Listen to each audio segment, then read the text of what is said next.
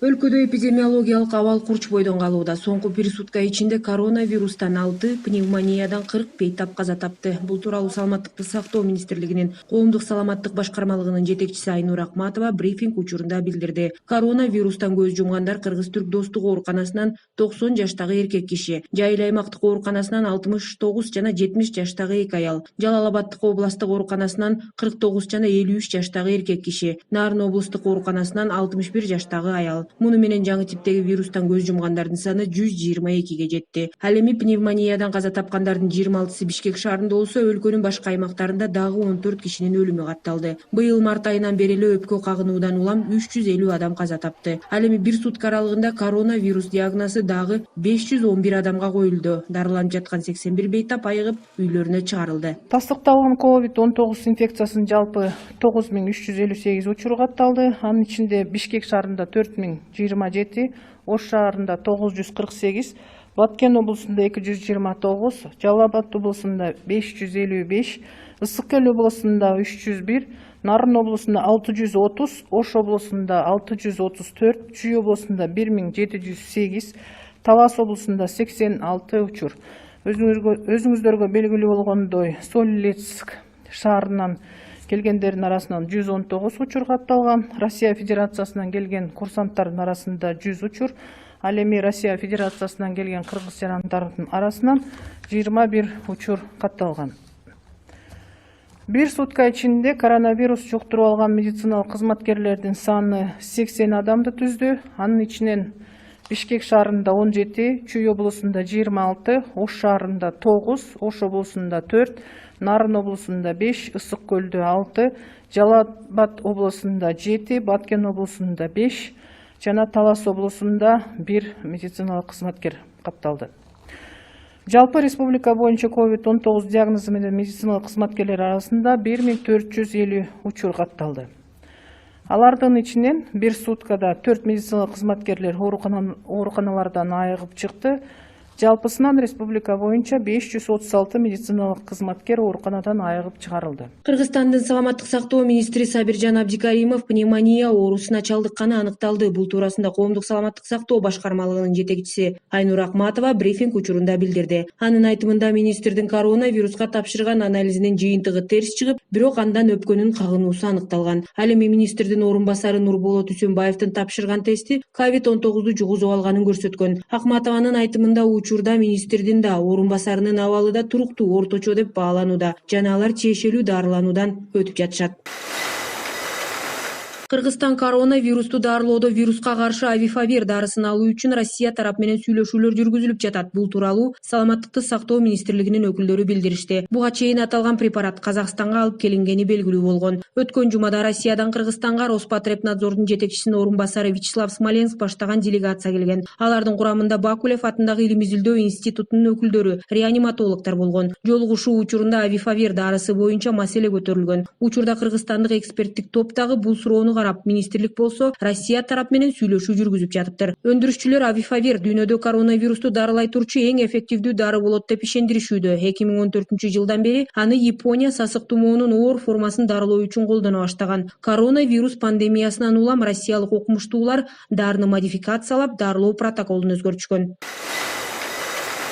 Учурда Кыргызстанда пневмониянын 95%-ын коронавирус козгоп жатат. Бул тууралуу улуттук хирургия борборунун дарыгери Сыргак Турдалиев Азаттыкка билдирген. Ак халатчан буга чейин коронавирустан көз жумган бейтаптын сөөгүн ачканга катышкан. Медиктин айтымында кадимки пневмонияда өпкө жөн эле кагынат. Ал эми коронавирус козгогон пневмонияда майда тамырларга чейин кан уюйт экен. Өпкөнүн көп бөлүгү жабыркап, адам өз алдынча дем ала албай калат. Мындан улам мен жөн эле пневмония болуп жатам деп адамдар өзүн өзү алдабашы керек. Мунун баары коронавирус инфекциясы дейт хирург Сыргак Турдалиев. Медик жакын арада Кыргызстанда эпидемиологиялык абал мындан да оорлоп кетиши мүмкүн экенин да билдирген. Мындан улам ал элди өз саламаттыгына кайдыгер карабоого жана тиешелүү санитардык талаптарды сактап, жөн-жай көчөгө чыкпоого чакырууда.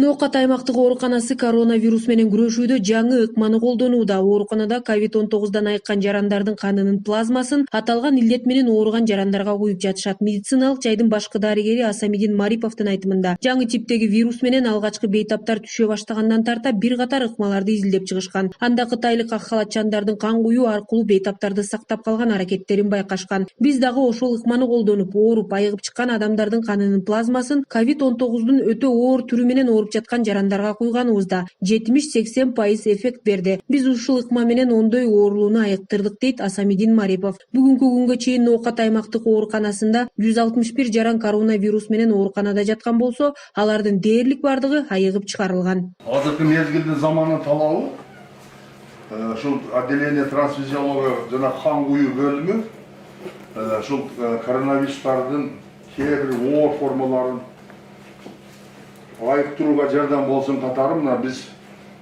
ушул Орто Азияда биринчилерден болуп, баягы ооруп чыккан адамдардын канынын плазмасын ооруган ооруларга куйсак, бир топ жакшы эффекттерди берди. Өткөндө 19 мартта 129 адам жатканда, ошондон бир 10-15 киши өтө тяжело болду. Үчөөбү таптагыр эле колдон кетип калды эле, бирок ошол баягыдай ооруп чыккан адамдардын плазмасын куйганда, ошол адамдар Кудайга шүгүр айыгып үйлөрүнө кетишти да. Ошондуктан ушул отукту биз мына колдонуп бир 10 адамга куйдук. Азыр дагы эки адам ушуга муктаж болууда, дагы азыр донор издеп атабыз, ушул ооруп чыккан адамдарда. Бул жерде единственный бир проблема, ооруп чыккан адамдарды табыш керек болот да. Бул эми баа жашы өтүп калган адам болсо болбойт. Мисалы 60тан жогору. Кош бойлуу аял болсо болбойт. Калгандардан алсак болот да, ушундай ыкмаларды колдонуп атабыз. Дүйнөдө COVID-19 пандемиясы күч алышы мүмкүн. Мындай кооптуу маалыматты Америка Кошмо Штаттарында коронавирус менен күрөшүп жаткан жумушчу топтун башкы эксперти Энтони Фаучи Италиянын Corriere della Sera басылмасына маек берип жатып, дүйнө COVID-19 пандемиясынын алгачкы стадиясында экенин билдирген. Эксперттин айтымында, учурда Бразилия, Түштүк Африка өлкөлөрүндө жана Азияда оорунун ири очоктору катталууда. Андыктан илдеттин таралышы басаңдабай эле күчөшү мүмкүн экен. Адис дүйнөлүк саламаттыкты сактоо уюмунун вируска каршы күрөшүүдөгү ордун айтып, кемчиликтери болсо дагы мекеме жалпыга керек экендигин белгилеген. Эске салсак, дүйнө жүзүндө коронавирус жуктургандардын саны 12 миллиондон ашты. Кыргызстан чет элдик донорлордон кредит жана грант түрүндө 627 миллион доллар алып жатат. Анын 461 миллиону кредит болсо, 166 миллион доллары грант түрүндө берилет. Бул тууралуу вице-премьер-министр Эркин Асырандиев бүгүн брифинг учурунда билдирди. Жетекчинин айтымында, учурда өлкөнүн финансы министрлигинин эсебине 321 миллион доллардан ашык каражат келип түштү. Анын 173 миллион доллары иштетилип бүттү. Бул коронавирус менен күрөшүү иштерине, экономиканы колдоого жана социалдык төлөмдөр менен маяналарды төлөөгө жумшалган. Калган 148 миллион доллары казынада турат. Алдыда дагы 306 миллион доллар алуу макулдашылган. Учурда тактоо процесстери жүрүп жатыптыр. Бизге келип аткан каражат эки багытта жумшалып атат деп айтсак болот. Бул биринчиден бюджеттин чыгашаларын жапканга.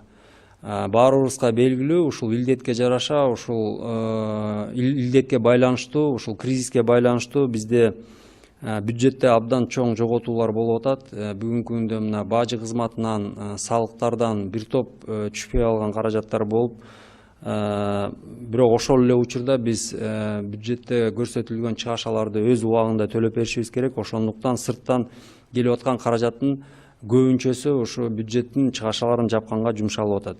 Мына биринчи таблицадан көрсөңүздөр,